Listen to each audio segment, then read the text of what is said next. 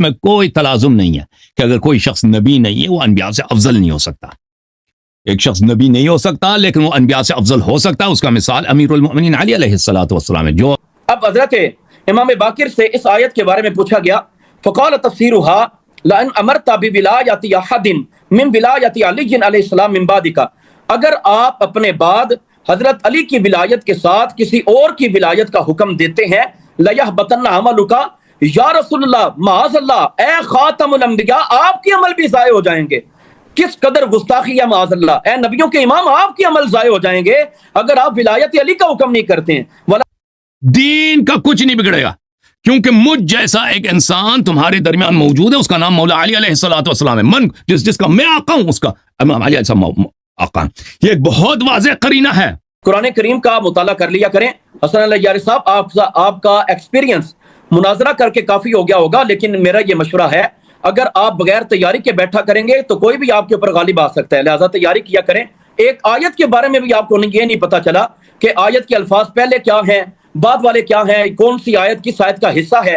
نفس نبی صلی اللہ علیہ وسلم ہے، جو فاطمہ الزہرا سلام علیہا بضعۃ الرسول صلی اللہ علیہ وسلم، نبی صلی اللہ علیہ وسلم کا لخت جگر ہے، نبی کا جگر. اور حضرت یوسف اسماعیل ابراہیم سے افضل نہیں ہے، بلا شک افضل ہے، بلا شک افضل ہے. جو نفس وانفسنا وانفسکم، جو نفس نبی صلی اللہ علیہ وسلم ہے وہ انبیاء سے افضل ہے. ہم ان کو نبی نہیں کہتے لیکن انبیاء سے افضل ہے. من کنت مولا اس کی واضح دلیل ہے. اچھا، انہوں نے جو حدیث نقل کی ہے منہاج الصادقین سے، وہ کوئی روایت شیعہ روایت نہیں ہے، اور اس میں یہ بھی نہیں ہے کہ اس آیا کا وہ شان نزول بتا رہا ہے. یہ نہیں بتا رہا کہ آیا اس وقت نازل ہوئی ہے کہ وہ گھر میں سو رہے تھے. بھائی انہوں نے پھر بگایا اپنے گارڈز کو بگایا کہ یہاں پہ. پہلی بات ہے کہ یہ محمد ابن کعب القرظی کی بھی جو حدیث ہے یہ شیعہ حدیث نہیں ہے، ان کے اپنی ہمارے کتب میں ان کے بعض حدیث ہوتے ہیں وہ نقل کیے گئے. اسی طرح تفسیر فرات کوفی میں اگر اسی حدیث سے 2-3 حدیث پہلے دیکھیں وہاں کئی احادیث موجود ہیں کہ یہ آیا غدیر خم میں نازل ہوئی ہے. یہ انہوں نے جو روایتیں پڑھی ہیں اس میں یہ نہیں ہے یا رسول بلغ ما انزل الیک من ربک وان لم تفعل فما بلغت رسالتہ. یہ غدیر خم میں نازل نہیں ہوئی ہے، کہیں اور نازل ہوئی ہیں، اور وہاں پہ رسول صلی اللہ علیہ وسلم سو رہے تھے، بھئی آیا نازل ہوا ہے. اس میں یہ ہے ہم ان حدیث کو مان بھی لیں، وہ ہماری حدیث نہیں ہے. شیعہ کتب میں اہل سنت کی حدیث ہوتی ہیں، مان بھی لیں تو بھئی اس کا مطلب یہ ہے کہ جب یہ آیا نازل ہوا ہے اس کے بعد رسول صلی اللہ علیہ وسلم نے اپنے محافظین کو چھٹی دیا، اپنے محافظین کو چھٹی دیا نا. اس میں یہ تو نہیں ہے کہ یہ آیا جو ہے مدینے میں نازل ہوئی ہے. سب مکان نزول ہوئے تو بتائے نہیں ہے. اور پھر وہ اللہ یعصمک من الناس کے متعلق ہے، بلغ ما انزل الیک من ربک، وہ اس میں ذکر ہی نہیں ہے. ٹھیک ہے نا. اچھا، اب آتے ہیں میرے محترم ناظرین، یہ کہ اللہ تعالی شیخ صاحب نے تو بالکل جواب ہی نہیں دیا نا کہ ان کی اپنی کتابوں سے میں نے احادیث پیش کیا بلغ ما انزل الیک من ربک، یہ اللہ تعالیٰ نے نازل فرمایا غدیر خم میں. ہماری کتابوں میں اس کے حدیث بہت زیادہ، میں ان کو نہیں پڑھتا، وقت اس میں بہت وقت لگے گا. اچھا، اب آتے ہیں میرے محترم ناظرین، یہ ہم کچھ قرائن پیش کرتے ہیں رسول اللہ صلی اللہ علیہ وسلم کے اپنے کلام سے کہ اس سے مراد خلافت ہی ہے. یہ کتاب ہے صحیح مسلم میرے محترم ناظرین، یہ یہاں پہ زید بن ارقم کی حدیث ہے. زید بن ارقم کی حدیث نمبر 2408 ہے. اس میں ملاحظہ کریں، قام رسول اللہ صلی اللہ علیہ وآلہ وسلم یوما فینا خطیبا بما ان یدعى خما. رسول صلی اللہ علیہ وسلم نے ایک دن ہمیں خطبہ دیا، ایک پانی جو ہے وہ غدیر کنویں کو نہیں بولتے عزیزو، غدیر بولتے ہیں وہاں پہ جہاں پہ تالاب پانی جمع ہوتا ہو. بالخصوص غدیر اس کو کہتے ہیں جہاں پہ سیلاب کا پانی جمع ہوتا ہے، وہ کچھ عرصے کے لیے وہاں پہ پانی رہتا ہے پھر وہ خشک ہو جاتا ہے. اچھا، بین مکہ والمدینہ. پھر انہوں نے کہا اما حمد و ثناء الہی کے بعد اما بعد ایھا الناس فانما انا بشر یوشک ان یاتی رسول ربی فاجیب. اے لوگوں میں تو صرف ایک انسان ہوں، موت میرے لیے بھی ہے، اور ان قریب ملک الموت اللہ کی جانب سے آئے گا، اور میں، آپ نے ٹائم رکھا نا، میں نے ٹائمر دیر سے لگایا، میں اجابت کر لوں گا، اللہ تعالیٰ مجھے آپ کے ہاں سے اٹھائے گا. وَأَنَا تَارِكٌ فِيكُمْ ثَقَلَيْنِ، اور میں تمہارے درمیان ثقلین چھوڑ کے جا رہا ہوں. یہ غدیر خم میں رسول اللہ صلی اللہ علیہ وآلہ وسلم نے حمد و ثناء الہی کے بعد سب سے پہلا خبر کیا، اپنی موت کی خبر کی، اور وصیت کی بات کہ میں تمہارے درمیان چھوڑ کے جا رہا ہوں ثقلین. یہ کہ رسول صلی اللہ علیہ وآلہ وسلم نے اگر آشتی دینا ہوتا تھا نا وہاں پہ، دوستی کی بات کر لے کہ امیر علیہ السلام کا دوست ہے، ناصر ہے، یہ بات کہنا، اس دونوں میں کوئی فائدہ ہی نہیں ہے. دونوں میں کوئی کوئی اللہ آپ کا بھلا کرے، کوئی تناسب ہی نہیں ہے. مقدمہ اور ذی المقدمے میں تناسب ہوتا ہے. یہ کہ رسول صلی اللہ علیہ وسلم کہہ دے کہ میں قریب دنیا سے چلا جاؤں گا، لازمی بات ہے. رسول اللہ صلی اللہ علیہ وسلم اسلامی معاشرے کے لیڈر ہیں، عربوں کے لیڈر ہیں. انہوں نے ان کا پورا ماحول ہی بدل دیا. سیاسی لیڈر وہ ہیں، روحانی لیڈر وہ ہیں، قانونی لیڈر وہ ہیں، اقتصادی لیڈر وہ ہیں، عسکری لیڈر وہ ہیں. اب مزے کی بات یہ ہے کہ اب عربوں کی جو سوسائٹی ایک بیکورڈ سوسائٹی، عقب افتادہ سوسائٹی تھی، پسماندہ سوسائٹی، اب اتنا ایڈوانسڈ ہو گئی ہے کہ وہ روم اور فارس جو دنیا کے 2 سپر پاور تھے ان کو چیلنج کرنے کے فکر میں اور ان کو فتح کرنے کی فکر میں.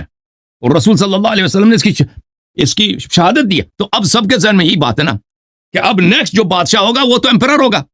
نیکسٹ بادشاہ تو ہوگا، اس کے پاس کتنی دولت، کتنا طاقت، وہ پورے معاشرے کا لیڈر، وہ کون ہوگا؟ پیغمبر جانوں کے جانشین کون ہوگا؟ یہ بات کہ پیغمبر صلی اللہ علیہ وسلم خود اپنی موت کی بات کریں اور پھر کچھ بھی نہ بولیں کہ میرا وارث کون ہے، تمہارا لیڈر میرے بعد کون ہوگا، یا میں تعین نہیں کروں گا آپ خود تعین کر لیں، یہ کچھ نہ کہیں. یہ عقل سے دور بات ہے. یہ ایک پاگل آدمی ہی مثلا اس کا تصور بھی نہیں کر سکتا کس طرح ہو سکتا. تو یہ کہ رسول صلی اللہ علیہ وسلم نے اپنی موت کی خبر دی ہے، اس کے بعد فوراً کہا میں تمہارے درمیان چھوڑ کے جا رہا ہوں ثقلین. اور ثقلین کون ہے وہ ہم اس کے متعلق بات کریں گے. اور وہاں پہ من کنت مولا بولا، من کنت مولا.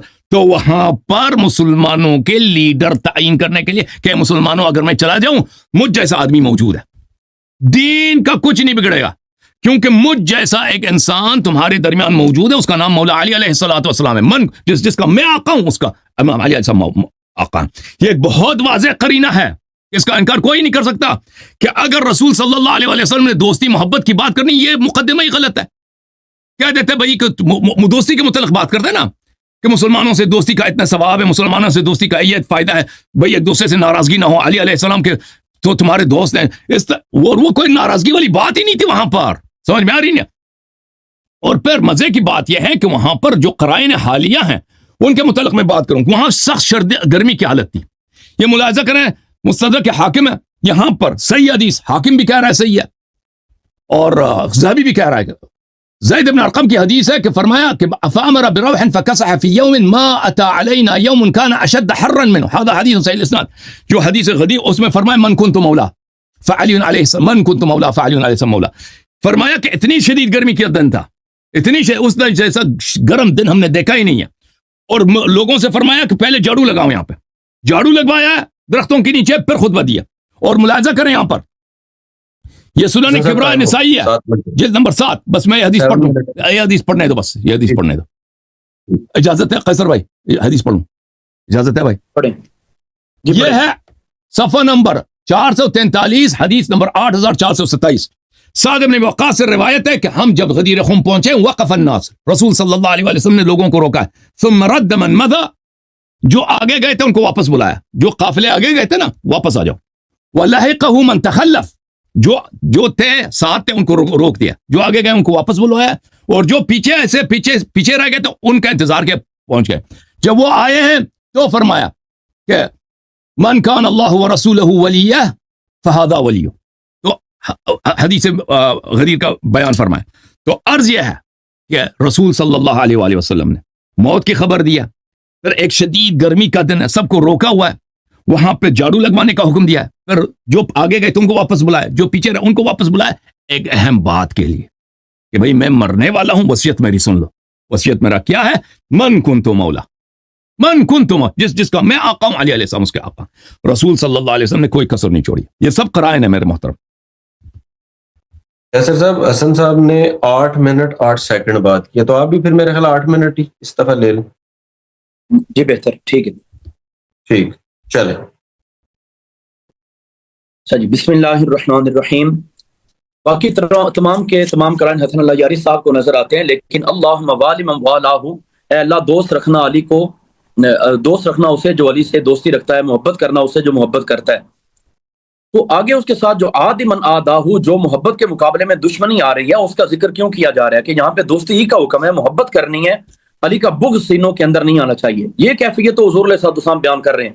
اس سے اب خلافت کو ثابت کرنا یا اولا تصرف لے جانا، یہ تمام باتیں وہی ہیں جس کا ذکر پہلے ہو چکا ہے، بار بار اس کو دہرانے سے فائدہ نہیں ہے. غیر نبی نبیوں سے افضل ماننا، ہمارے ہاں اس کو کفر کہتے ہیں کہ ایک بندہ نبی نہیں ہے اور کہہ دینا کہ یہ نبیوں سے بہتر ہے، ہمارے ہاں یہ کفر ہے۔ پھر خود حضرت امام جعفر صادق فرما رہے ہیں من قال باننا انبیاء اللہ، جو ہمارے بارے میں یہ کہے کہ یہ اللہ کے نبی ہیں۔ اب یہ کیسے ہو سکتا ہے؟ کسی بھی امام سے یہ بات حسن اللہ یاری صاحب ثابت نہیں کر سکتے کہ کسی امام کا یہ قول ہو، انہوں نے یہ فرمایا ہو کہ ہم نبیوں سے افضل ہیں، یہ کسی امام کے حوالے سے۔ ہاں کوئی بات والا شیعہ کے من گھڑت بات اپنی طرف سے ملا کے ان کی طرف ثابت کر دے، منسوب کر دے، یہ ایک الگ بات ہے۔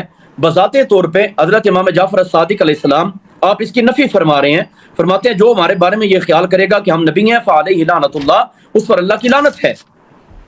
اب دیکھیں شیعہ حضرات کی کتابوں سے کچھ حوالہ جات کہ حضور نبی کریم علیہ السلام کے بعد حضرت علی خلیفہ اول بلا فصل نہیں ہیں۔ سب سے پہلے ارشاد شیخ کتاب شیخ مفید وہ اپنی کتاب کے اندر اس عبارت کو لائے کہ حضور نبی کریم علیہ السلام جب بیمار پڑے ہیں، فنہدو آپ کے گھر کے اندر کچھ افراد موجود ہیں، کچھ بندے چلے گئے، وباقی عندہ علی عباس والفضل بن عباس وعلی بن ابی طالب واہل بیتہ خاصۃ۔ حضور علیہ السلام کے گھر میں صرف حضرت عباس حضور کے چچا ہیں، حضرت فضل ابن عباس ہیں، حضرت علی بن ابی طالب ہیں، اور آپ کے اہل بیت ہیں خاص طور پہ۔ دیکھیں شیعہ حضرات کی کتاب میں جب اہل بیت خاص کے الفاظ آئیں گے تو چند ایک چنیدہ بندے وہاں پہ موجود ہوں گے۔ شیعہ حضرات تو حضرت عباس ان کے لیے بھی امامت کے قائل نہیں ہیں، ان کو بھی امام نہیں تسلیم کرتے۔ یہاں پہ اہل بیت اطہار خاص طور پہ ان کو کہا جا رہا ہے چند ایک بندے چنیدہ۔ فقال له العباس یا رسول اللہ، اے اللہ کے رسول، حضرت عباس کہہ رہے ہیں ان یکن ھذا الامر فینا، اگر یہ معاملہ ہمارے درمیان مستقرن پکا ہے، من بعدک آپ کے بعد، دیکھیں خلیفہ اول بلا فصل کی بات کر رہے ہیں، اگر یہ معاملہ آپ کے ہاں پکا ہے، من بعدک آپ کے بعد، فبشرنا تو ہمیں بشارت دیجئے، وَإِن كُنْتَ تَعْلَمُ أَنَّا نُغْلَبَ عَلَيْهِ فَقْدِ بِنَا، اور اگر آپ یہ جانتے ہیں کہ ہمیں مغلوب کر دیا جائے گا، فقد بنا تو آپ ہمارے درمیان فیصلہ فرما دیں۔ فقال انتم المستضعفون من بعدی، فرمایا آپ لوگ میرے بعد کمزور ہو جائیں گے۔ واسبتا، اور حضور علیہ السلام خاموش ہو گئے۔ فنہد القوم، بندے اٹھ گئے، وہم یبکون، اور وہ رو رہے تھے، قد یئسوا من النبی صلی اللہ علیہ وآلہ وسلم، وہ نبی کریم علیہ السلام سے مایوس ہو گئے کہ آپ نے ہماری خلافت کے بارے میں کوئی بات بھی طے نہیں فرمائی ہے، خلیفہ اول بلا فصل ہو یا اولا بالتصرف ہو، اس حوالے سے حضور علیہ السلام نے کچھ بھی ارشاد نہیں فرمایا۔ سرکار دو عالم علیہ السلام کے پاس سے مایوس ہو کے اٹھ گئے۔ اسی طرح شیعہ حضرات کی دوسری کتاب اعلام الورا، مصنف ابو الفضل ابن حسن الطبرسی، صفحہ نمبر 142 ہمارے پاس موجود ہے۔ یہاں پہ الفاظ تھوڑے سے مختلف ہیں کہ باقی بندے حضور علیہ السلام کے پاس سے جب اٹھ گئے تو یہ الفاظ نہیں یہاں پہ آیا کہ آپ کے پاس حضرت عباس تھے یا فضل ابن عباس تھے، البتہ فقال له العباس، حضرت عباس عرض کرتے ہیں یا رسول اللہ ان یکن ھذا الامر فینا مستقرا من بعدک، اگر یہ معاملہ آپ کے نزدیک ہمارے بارے میں آپ کے بعد مستقر ہے، ثابت ہے، پکا ہے، یا اس کے اوپر دوام اور استمرار ہے، فبشرنا تو ہمیں مبارکباد دیجئے، بشارت دے دیجئے کہ یہ معاملہ اسی طرح ہے۔ وَإِن كُنْتَ تَعْلَمُ، اچھا یہاں پہ ایک بات اور انتہائی قابل غور ہے، فینا کے الفاظ آ رہے ہیں کہ ہم میں سے کوئی بھی ہو سکتا ہے وقت کا امام، یہ نہیں کہ حضرت علی کے لیے، یہ نہیں فرمایا کہ این یکن ھذا الامر فی علی، یہ نہیں فرمایا کہ یہ معاملہ اگر حضرت علی کے بارے میں ہے، فینا جمع متکلم کے ساتھ آ رہے ہیں کہ ہم میں سے کسی ایک کے لیے بھی اگر یہ معاملہ ہے، فبشرنا تو ہمیں بشارت دیجئے، وَإِن كُنْتَ تَعْلَمُ أَنَّا نُغْلَبُ عَلَيْهِ، اور اگر آپ جانتے ہیں کہ ہمیں مغلوب کر دیا جائے گا، ہم پر غلبہ پا لیا جائے گا، فقد بنا، تو آپ پھر بھی فیصلہ فرما دیں۔ اسی طرح شیعہ حضرات کی تفسیر صافی کے اندر، شیعہ حضرات کی تفسیر قمی کے اندر جو انتہائی معتبر ترین ماخذ کے اعتبار سے سمجھی جاتی ہے، حضور نبی کریم علیہ السلام کے بارے میں یہ روایت آئی، رسول پاک صلی اللہ علیہ وسلم نے ارشاد فرمایا ان ابا بکر یعنی الخلافۃ بعدی، جناب ابو بکر خلیفہ ہوں گے میرے بعد، ثم بعدہ ابوکی، اس کے بعد آپ کے والد اے حفصہ وہ جناب عمر ہوں گے خلیفہ۔ فقالت من انباک ھذا، آپ کو یہ خبر کس نے دی ہے؟ قال نبأنی العلیم الخبیر، انہوں نے کہا اس علیم و خبیر نے مجھے خبر دی ہے جو سب غیوب کے اوپر مطلع ہے، کہ اللہ کریم جل مجد الکریم نے مجھے یہ خبر دی ہے۔ اب جس طرح یہ کہہ رہے تھے کہ بلغ ما انزل الیک من ربک، یہ الفاظ آئے نہیں، یہ پڑھے نہیں، واللہ یعصمک من الناس، یہ اگلے الفاظ ہیں بعد میں آتے ہیں، اور یا ایھا الرسول بلغ ما انزل الیک من ربک یہ پہلے الفاظ ہیں، پہلے یہ آئیں گے اور بعد میں واللہ یعصمک من الناس۔ یہ ایک ہی آیت کریم ہے، اس کو آپ یہ نہیں کہتے کہ یہ الفاظ آئے اور دوسرے نہیں آئے۔ قرآن کریم کا مطالعہ کر لیا کریں۔ حسن علی یاری صاحب، آپ کا ایکسپیرینس مناظرہ کر کے کافی ہو گیا ہوگا، لیکن میرا یہ مشورہ ہے اگر آپ بغیر تیاری کے بیٹھا کریں گے تو کوئی بھی آپ کے اوپر غالب آ سکتا ہے، لہٰذا تیاری کیا کریں۔ ایک آیت کے بارے میں بھی آپ کو یہ نہیں پتا چلا کہ آیت کے الفاظ پہلے کیا ہیں، بعد والے کیا ہیں، کون سی آیت کس آیت کا حصہ ہے، یہ سمجھ لینا، جان لینا تو ضروری ہوگا۔ اچھا، شیعہ حضرات کی اس آیت کے مطابق لَإِنْ أَشْرَكْتَ لَيَحْبَطَنَّ عَمَلُكَ وَلَا تَكُونَنَّ مِنَ الْخَاسِرِينَ، اس آیت کی تفسیر کرتے ہوئے تفسیر صافی کے اندر اور تفسیر قمی دونوں کے اندر یہ الفاظ موجود ہیں۔ عن الباقری علیہ السلام، حضرت امام باقر علیہ السلام فرماتے ہیں انہ سئل عن هذه الآیات، آپ سے اس آیت کے بارے میں پوچھا گیا کہ یا نبی اللہ صلی اللہ علیہ وسلم، اگر بفرض محال آپ نے شرک کیا تو آپ کے عمل ضائع ہو جائیں گے، ولا تکونن من الخاسرین، اور آپ نقصان اٹھانے والوں میں سے ہو جائیں گے۔ کہاں پہ یہ کہا جا رہا ہے؟ اس کے ساتھ لازم کر کے بلغ ما انزل الیک من ربک، آپ پیغام پہنچا دیں جو آپ کے رب کی طرف سے آپ پر اترا ہے، اور اگر آپ اس میں کسی کو شریک کرتے ہیں یا آپ یہ پیغام نہیں پہنچاتے تو آپ کے عمل ضائع ہو جائیں گے۔ اب حضرت امام باقر سے اس آیت کے بارے میں پوچھا گیا، فقال تفسیرها لئن امرت بولایت احد من ولایت علی علیہ السلام من بعدک، اگر آپ اپنے بعد حضرت علی کی ولایت کے ساتھ کسی اور کی ولایت کا حکم دیتے ہیں، لیحبطن عملک، یا رسول اللہ معاذ اللہ، اے خاتم الانبیاء، آپ کے عمل بھی ضائع ہو جائیں گے۔ کس قدر گستاخی ہے معاذ اللہ، اے نبیوں کے امام، آپ کے عمل ضائع ہو جائیں گے اگر آپ ولایت علی کا حکم نہیں کرتے ہیں، ولا تکونن من الخاسرین، اور آپ نقصان اٹھانے والوں میں سے ہو جائیں گے۔ دیکھیں، روئے زمین کے اوپر خسارہ کفار و مشرکین نے اٹھایا ہے، روئے زمین کے اوپر عمل ضائع ہوئے ہیں کفر والوں کے، جنہوں نے کفر کیا ہے ان کے عمل ضائع ہوتے ہیں۔ روئے زمین کے اوپر خسارے والے کافر ہیں معاذ اللہ۔ جس نبی نے کروڑوں کافروں کو کلمہ پڑھایا اور ان کے سینے کے اندر توحید باری تعالیٰ کے جام پلائے، اس نبی کو کہنا کہ آپ کے عمل ضائع ہو جائیں گے اگر آپ ولایت علی کا انکار نہیں کرتے، کس قدر گستاخیاں! اور معاذ اللہ اس کو منسوب بھی حضرت امام باقر کے ساتھ کیا جا رہا ہے، جو باقر العلوم ہے، جو علوم کو چیر پھاڑ کے رکھ دیتے ہیں، انتہائی گہرائی میں جا کے دقت نظری کے ساتھ دیکھتے ہیں، وہ اپنے نانا کو یہ کہیں گے کہ آپ کے عمل ضائع ہو جائیں گے معاذ اللہ۔ ٹائم ہو گیا جی ٹھیک ہو گیا حسن صاحب، 7 منٹ شروع کر رہا ہوں میں۔